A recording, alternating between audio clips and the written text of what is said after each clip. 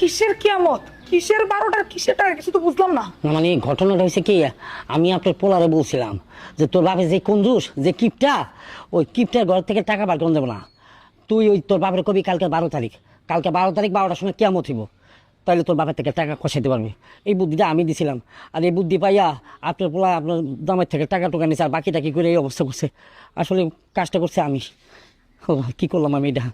আল্লাহ, মজা করছো, মজা করছো না? এটা কেমন ধরনের মজা?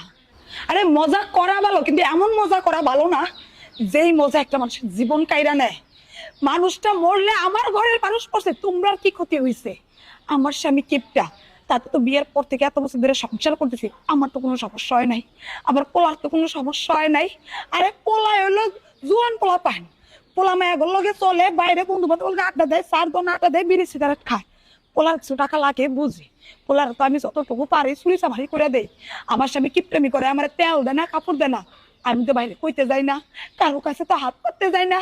তাহলে আমার স্বামী বাইরে বাড়লে তোমরা কেন কিপটা কিপটা করো? এই মানুষটার কিপটা যায়, বউরা খায় না, পোলার খায়, এগুলো কেন করো?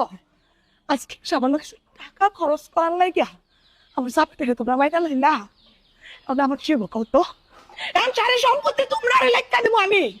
আমার চাপ আমার ফিরিয়ে দিতে পারবা? পারবা ফিরিয়ে দিতে?